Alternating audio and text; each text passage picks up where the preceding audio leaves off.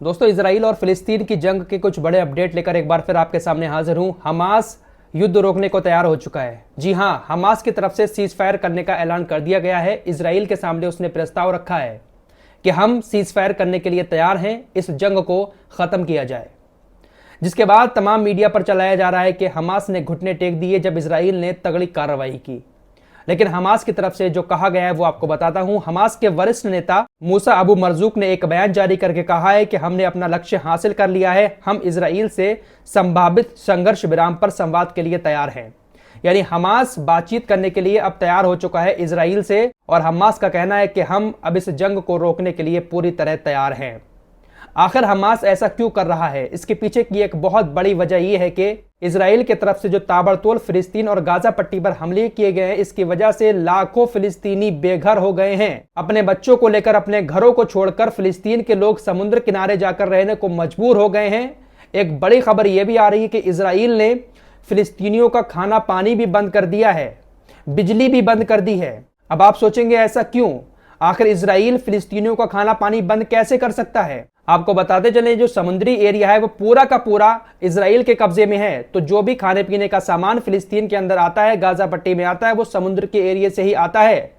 तो पूरे समुद्र की इजराइल ने घेराबंदी कर दी है। तकरीबन 3 लाख आर्मी के जवान गाजा पट्टी को चारों तरफ से घेरे हुए हैं। तो खाना पानी जो उस रास्ते से आता था दूसरे देशों की मदद के जरिए या जिस तरह से भी आता था, उन सारी चीजों पर इजराइल ने रोक लगा दी है। जिसके बाद हमास ने अब इस जंग को रोकने का फैसला लिया है और बातचीत करने को वो इजराइल से तैयार है। गाजा पट्टी में 23 लाख लोग रहते हैं और इनके पास तक जो सुविधाएं पहुंचती हैं वो समुद्र के रास्ते ही पहुंचती हैं, और समुद्र पर इजराइल का कब्जा है और इजराइल ने उस समुद्री रास्ते पर रोक लगा दी है।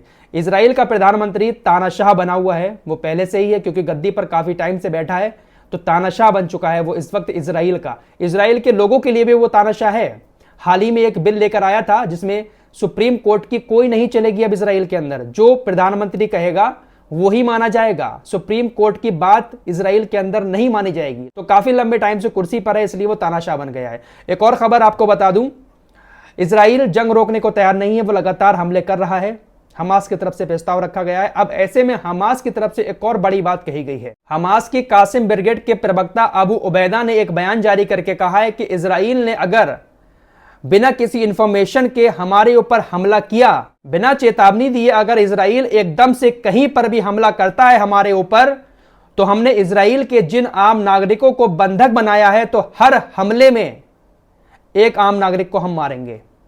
जिस तरह से आप लोग फिल्मों में देखते हैं ना, सेम वही सीन हो रहा है कि अगर इजराइल हमारे ऊपर बिना बताए हमला करता है तो हर हमले के बदले में एक नागरिक को मार दिया जाएगा। यह हमास के कासम ब्रिगेड के प्रवक्ता अबू उबैदा की तरफ से बयान आया है। फिलहाल इस वक्त की बड़ी खबर यही है कि हमास जंग रोकने को तैयार हो गया है और इजराइल से बात करना चाहता है। हमास की तरफ से कहा गया है कि हमने ये जंग इसलिए शुरू की क्योंकि 2023 में इजराइल की आर्मी ने मस्जिद अक्सा को अपवित्र किया था।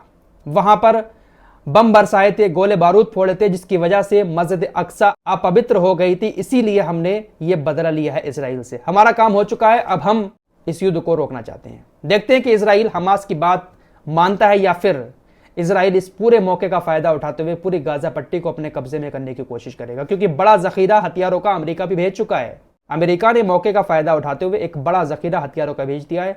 तो जंग शायद अभी छिड़ेगी, लंबी होगी, लेकिन आज पूरी दुनिया के सामने इजराइल की पोल खुल गई है कि एक हमास जैसा संगठन इजराइल को नाको चने चबा रहा है। तो और देश अगर इजराइल के ऊपर सही से आ जाए तो इजराइल कहीं का नहीं है। ये जो आयरन डोम और ये बड़ी बड़ी बातें हैं ना, ये सिर्फ हवाई वाली बातें हैं। अरबों रुपए के इस आयरन डोम का भी हमास ने तोड़ निकाल लिया। ये जो आयरन डोम है, जिसको सबसे बड़ा डिफेंस सिस्टम इजराइल का बताया जाता है दुनिया का, कि अगर कोई मिसाइल आ रही है ऊपरी ऊपर नष्ट कर देगा, हमास ने एक तोड़ निकाला।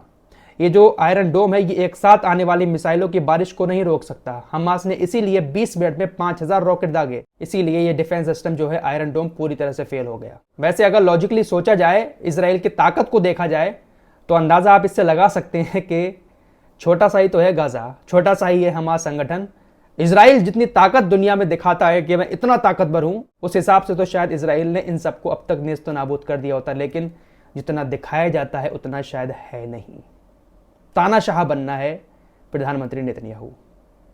लेटेस्ट अपडेट के लिए चैनल को सब्सक्राइब कर सकते हैं।